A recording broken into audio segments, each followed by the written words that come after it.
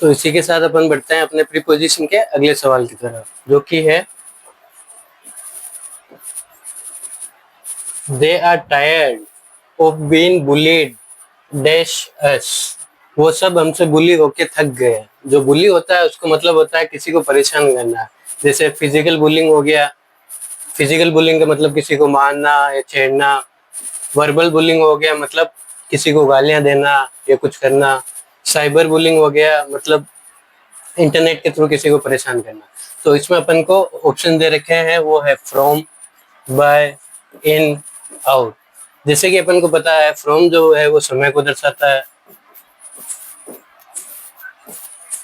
इन होता है जब अपन किसी के अंदर की तरफ जा रहे हो तब अपन इनका इस्तेमाल करते हैं। और जो आउट है वो बाहर की तरफ जा रहे हो तब इस्तेमाल करते हैं। तो इसमें जो करेक्ट ऑप्शन होगा वो होगा B, by. They are tired of being bullied by us. वो सब हमसे बुली होके थक गए। इसी के साथ अपन बढ़ते हैं अपने अगले सवाल की तरफ, जो कि है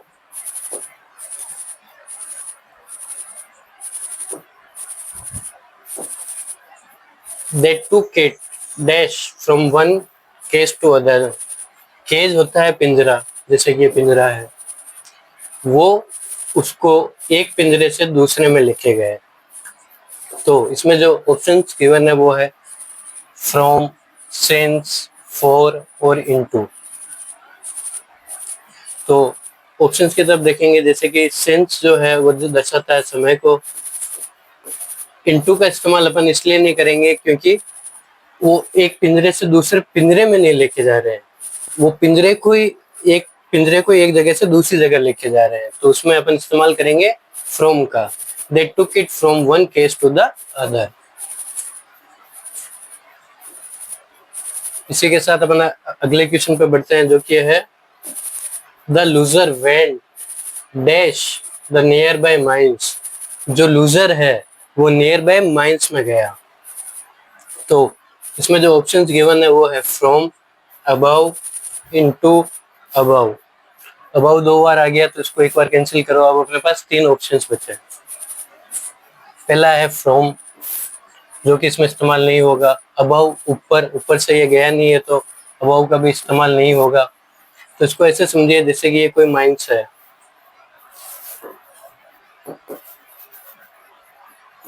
ये है loser. The loser went dash the near by mines. ये जो लूजर है नियर बाय माइंस के नियर बाय गया है। तो ये माइंस की तरफ जा रहा है तो इसमें अपन इस्तेमाल करेंगे इनटू का। इसी के साथ अपना अगला क्वेश्चन जो है वो है he wiped tears dash his cheeks। Cheeks होते हैं गाल, उसने गालों से आंसू पहुंचे। टीयर्स होते हैं आंसू। वाइप्ड होता है पहुंचना। तो इसमें जो ऑप्शंस गिवन है वो है इनटू, इन, फ्रॉम, टू। जैसे कि अपन ने देखा था इनटू का इस्तेमाल होता है जब कोई एक ऑब्जेक्ट दूसरे ऑब्जेक्ट के पास जा रहा हो, तब अपन इस्तेमाल करते हैं इनटू का। तो इसमें इनटू तो नहीं होगा। इन का इस्तेमाल होता है जब कोई किसी एक ऑब्जेक्ट दूसरे ऑब्जेक्ट के अंदर जा रहा हो, तब अपन इस्तेमाल करते हैं इनका। तो इसमें इनका भी इस्तेमाल नहीं होगा। तो इसमें होगा सी ऑप्शन करेक्ट, जो कि from. He wipe tears from his cheeks. इसने अपने गालों में से आंसू पोंछे।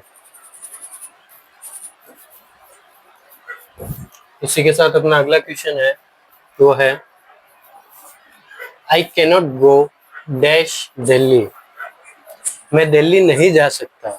इसमें ऑप्शंस जो दे रखे हैं वो है अप, अबव, ओवर, टू।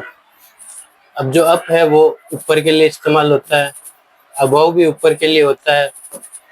तो ये तो इसमें इस्तेमाल हो नहीं सकता। तो इसमें जो इस्तेमाल होगा वो होगा D, to. I cannot go to Delhi. मैं दिल्ली नहीं जा सकता।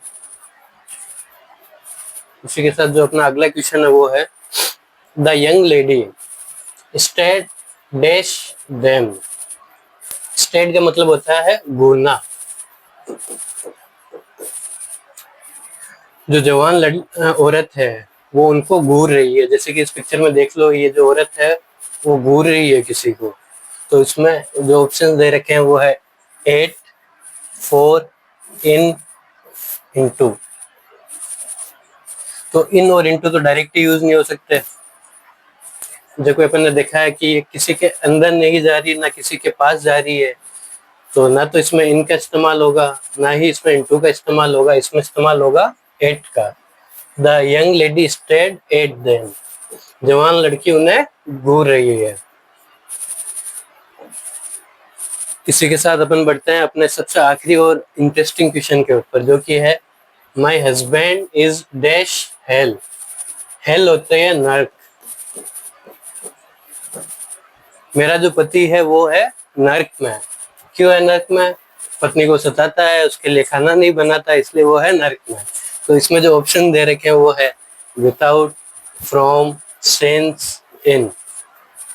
जैसे कि आपको पता है फ्रॉम और सिंस जो इस्तेमाल होता है वो समय के लिए होता है। ये क्वेश्चन में समय तो दर्शा नहीं रहा है। विदाउट होता है बिना, तो इसमें इसका भी इस्तेमाल नहीं होगा। तो इसमें जो इस्तेमाल होगा वो होगा D, in. My husband is in hell, मेरा पति जो है नर्क में है। इसी के साथ अपना प्रीपोजिशन खत्म होता है।